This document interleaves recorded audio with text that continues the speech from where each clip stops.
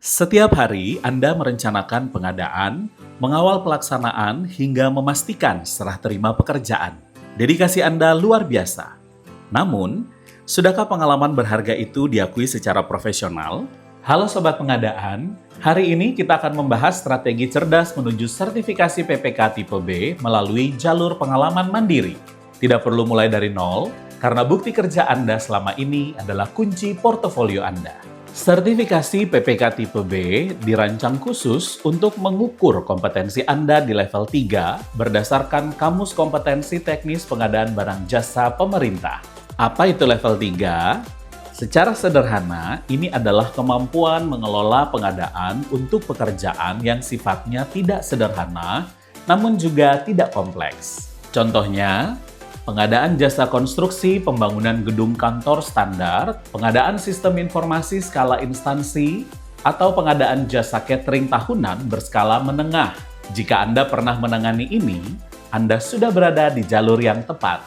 Pertama, dari jenis kompetensi perencanaan pengadaan barang jasa, untuk membuktikan Anda kompeten di level 3, Anda harus menyiapkan bukti bahwa Anda mampu menyusun perencanaan untuk pekerjaan tidak sederhana dan tidak kompleks. Terdapat dokumen yang perlu disiapkan dari 3 indikator kompetensi pada jenis kompetensi perencanaan.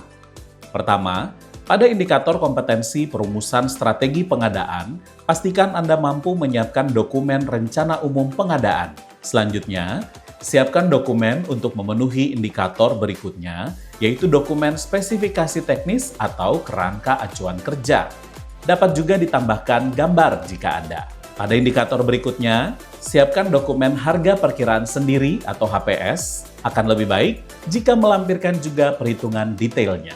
Kedua, dari sisi pengelolaan kontrak, pengalaman menjadi manajer kontrak ibarat emas bagi portofolio Anda. Untuk indikator kompetensi pertama pembentukan tim, mari kita lihat hal berikut. Apakah Anda dibantu oleh tim? Maka lampirkan SK pembentukan tim pengelola kontrak atau surat tugas. Ini menunjukkan kapabilitas Anda dalam mengorganisasikan sumber daya. Tentu saja, jangan lupa indikator berikutnya yaitu perumusan kontrak.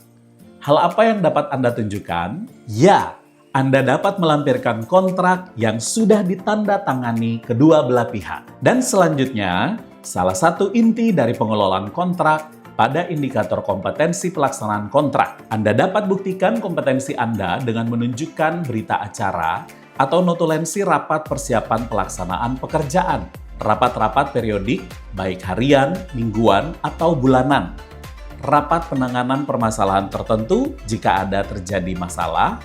Selain itu, dapat juga berupa dokumen laporan pelaksanaan pekerjaan, laporan uji laboratorium, jika ada, laporan testing and commissioning, atau berupa berita acara serah terima. Ini adalah bukti otentik bahwa kontrak telah Anda kendalikan dari awal hingga tuntas. Ketiga, tentunya dari sisi swakelola. Dokumen apa saja yang dapat ditunjukkan?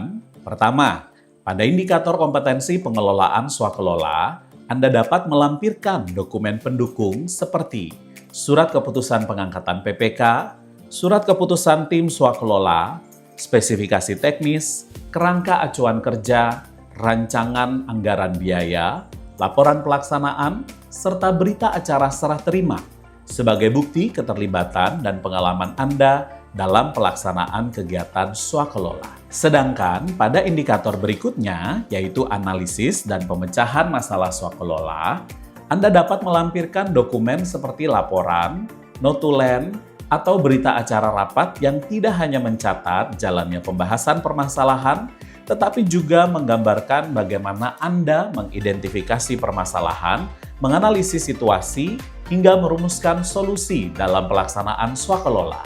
Tapi, saya tidak punya dokumen swakelola tersebut. Apa yang harus saya siapkan? Tenang saja, Anda yang tidak pernah terlibat dalam pekerjaan swakelola, Anda dapat memenuhi jenis kompetensi tersebut dengan membuat sebuah kajian sederhana. Yap, Anda dapat menyusun kajian menggunakan paket swakelola milik orang lain. Satu hal yang sangat krusial, pastikan seluruh dokumen yang Anda lampirkan bersifat otentik. Artinya, setiap dokumen portofolio harus lengkap dan memuat tanda tangan asli atau tanda tangan elektronik yang sah sehingga dapat dipertanggungjawabkan keabsahannya. Yuk, kumpulkan bukti terbaik Anda, lengkapi portofolio dengan cermat, dan bersiaplah untuk mengikuti uji kompetensi PPK Tipe B. Jangan lupa cek jadwalnya pada kalender sertifikasi Direktorat Sertifikasi Profesi yang ada di Instagram kami ya. Uji kompetensi PPK Tipe B bukan sekedar ujian, melainkan etalase profesionalisme Anda dalam menunjukkan kapasitas, integritas, dan kualitas sebagai pelaku pengadaan. Mari bersama-sama mewujudkan pengadaan barang jasa yang kredibel melalui SDM yang kompeten, adaptif, dan berdaya saing. Salam pengadaan.